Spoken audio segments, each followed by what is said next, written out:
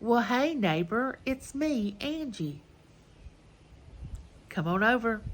I'm under my carport today, enjoying this beautiful, beautiful fall day.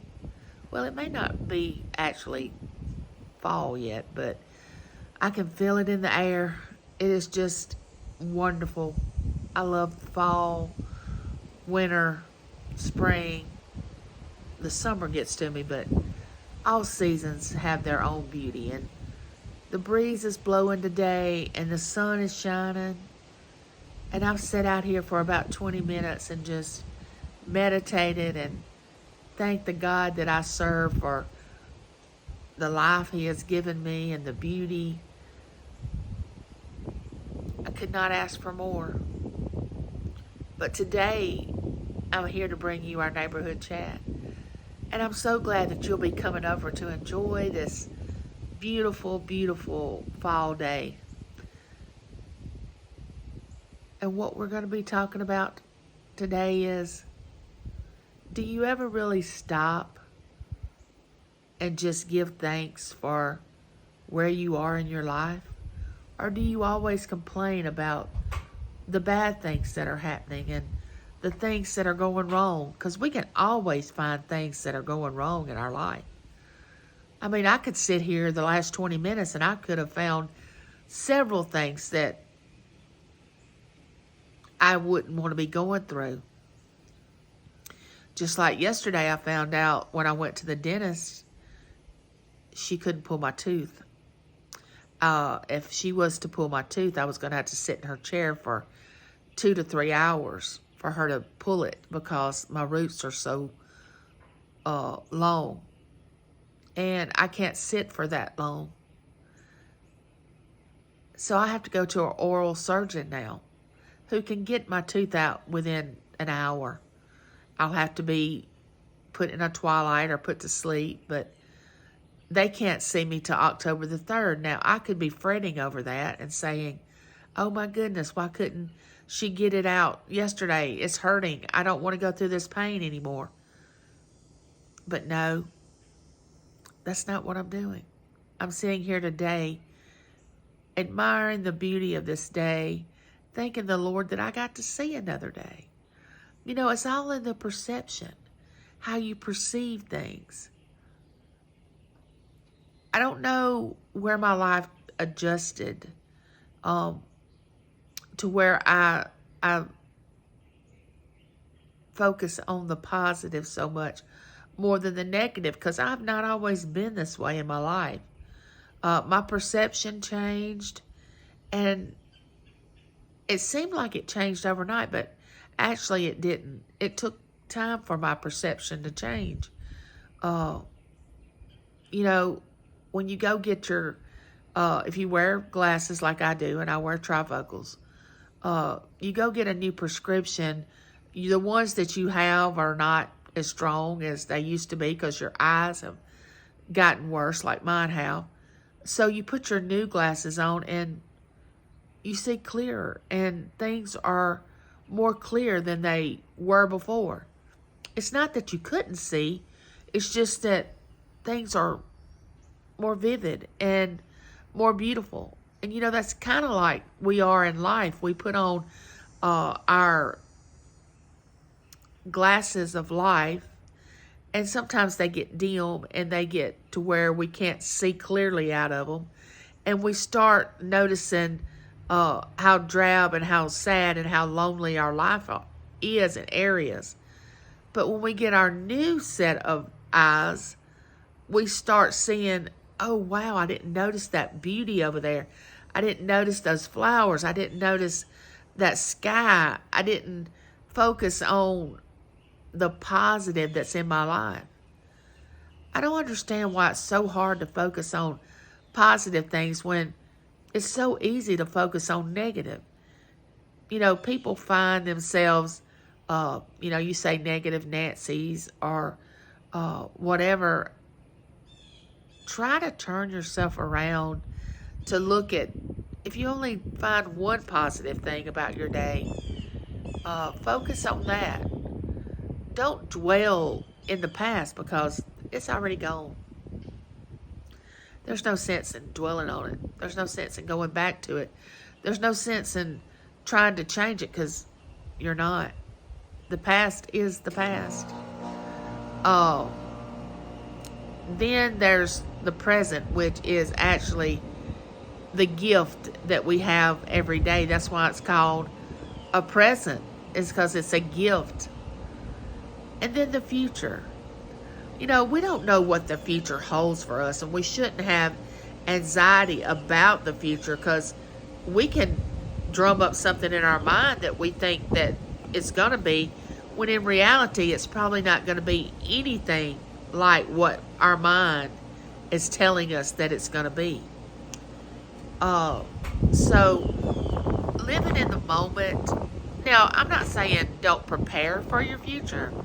Of course you have to prepare, and the way you prepare for your future is do the things today to help make your future better. You know, like go to work.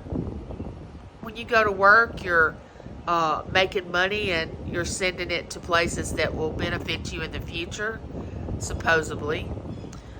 You may have a retirement. You may have hopefully if Social Security is still there, some of you will be able to draw that. But don't fret over your future because it can be taken away from us in a split second. None of us are guaranteed the next day, the next week, the next year. You say to yourself, oh, it's me, Angie. It's easy for you to say, but it's hard for me to do that. Well, it's not always been easy for me to say that. I used to fret and worry about my future.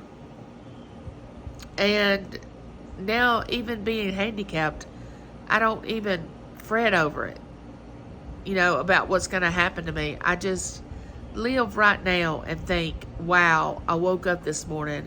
I'm able to function. I'm able to get dressed. I'm able to put my makeup on. I'm able to use my hands, even though my legs and pelvic area does not work like it should. I'm able to do a few chores. I'm able to speak to you. I focus on the things that I'm able to do, not the things that I'm not able to do. I would love people to do a video on positive things, things that they're working on in their life to change them to become a more productive citizen of the world. More of being able to give to others than taking things in that are just selfish and motivated only to bring them joy and happiness. And it's not directed for anyone but themselves. Now, self-seekers are not someone that I choose to be around. I don't judge them. I don't know why they're like that. I don't know what makes people the way they are. It's not for me to judge. It's just my place to love them as they are. But there's just some people that you can't be around because they may bring you down. I am a true believer that you become the person of whoever you hang around with. That's who you're going to be like, to some extent, unless you're the dominant personality and everybody becomes like you. I believe that you should shine the light, and the light should come forth through you because we're all made of energy and light. I spoke of this before. This shell of a flesh is not who we really are. Who we really are is our soul that lives inside this shell. And it's nothing but energy and light and positivity. It doesn't know about negativity unless you feed it negativity. Yes, there's going to be times in my life, if I stay on YouTube long enough, that you're going to see me sad. You're going to see me upset. You're going to see me hurting physically. But that doesn't mean that just because I go through trials and tribulations in my life that I am not seeking to go forward in a positive way, to look at it as a lesson that I'm learning, that the God I serve wants me to learn something through the pain that I'm going through. I mean, that's really the only time that we really learn anything, is when we have pain, when we suffer. It's sad to say, but when we're sitting high and having fun, we're not thinking of learning anything. We're thinking that we're on vacation and let's have a good time. So we have to get quiet in our trials and tribulations, and we have to stop blaming others. Now, I have to admit, there are times when people do things to us that cause us pain. Absolutely. But we have to be willing to walk away. Walk away from those people. And you say, it's me, Angie, I can't. That's my family. That's my child. That's my spouse. That's my mother. That's my father. I can't just walk away from them. Yes, you can. I'm not saying forever, but just enough time to get yourself strong enough to be able to come back and say, we have to have boundaries. I'm not going to allow you to treat me the way you've been treating me. That is, if you choose to stay there. If you choose to walk away permanently, then walk away. And don't ever go back to enemy camp. You know, once you leave enemy camp, don't go back there. I mean, why would you want to go back there? Oh, you didn't like it when you were there, so why are you going to return? Don't let the person convince you that they've changed and they're going to do better. 99% of the time, that's not true. Now, I'm not saying it can't happen, because it can. But you have to be real careful to really trust that. And that will be up to you. It's no judgment on my part what your choice is. Desire to grow spiritually. Seek things that are beyond just what you can feel. You know, the actual things that you can reach out and put your hand on and feel. Seek things that are beyond what you can see. Because once you do that, it opens up a whole new universe of things that allow you to feel an expansion in your life, like more of who you are, your ability to love in a greater way, your ability to understand when someone's going through pain, and your ability to recognize when someone's not real and they pretended that they are. Your ability to recognize soft beggars, people that come on here that's just on here for people to send them money and things. I just thought everybody had the ability to recognize things like that. I didn't realize it was a gift that people have. I'm just thankful that I have that gift. You know, I don't have the gift of singing, or I don't have the gift of drawing beautiful pictures or painting beautiful pictures, or there's a lot of gifts that I don't have, that I envy people that have those gifts. You know, I've always wanted to be able to sing and draw beautiful pictures and, you know, have different talents. But, you know, I'm slowly learning to love that my gift is the gift of gab and the gift of love toward people, and the gift of motivating people to come into their own and really start loving who they are. Because no matter what you look like on the outside, the inside is what matters. Now, I know most everybody looks at the outside appearance of everyone. You know, it's like, don't judge the book by its cover, but we all do that. But someone can look so beautiful on the outside, and as soon as they open their mouth, you think, oh my goodness gracious, this person is so ugly and nasty. I don't want to be around them. If they would have just kept their mouth shut, we could have stayed friends. You don't really know somebody until they open their mouth and begin to share with you their life story. You have these poor, pitiful me people that are always coming into chats talking about how bad their life is and how much is going on in their life, and this is happening to them and that is happening to them, never even acknowledging that there's anybody else in the chat that is there and needs to be spoken to. It's just all about them. How that can happen, I do not know. Then you have people that excuse those people that say, oh, well, that's just the way they are. That's the way they always do. Well, I can understand that's the way they always do and that's the way they are, but they need to be told, look, when you come into my chat, please go along with the conversation that's being talked about. Don't make the conversation about you and you only. Try to involve others into the chat. Try to recognize that it's not you and I talking as individuals one-on-one. I have 20 other people in my chat, and I would like to carry on a universal conversation and not just about your great aunt who is going through a sickness. Now, do I care? Yes, I do. But is that a conversation to bring up during an auction? No. That's a conversation that you should have in an email or not there. I mean, there's a lot of different chats, just like Ella and I will be having our Keeping It Real chat this Sunday at 5 Eastern, 4 Central. Don't forget it. It's on Ella's channel. And that would be the time to bring up things like that if we ask for prayer. Now, we're going to be bringing up different subjects, and they're going to be adult topics.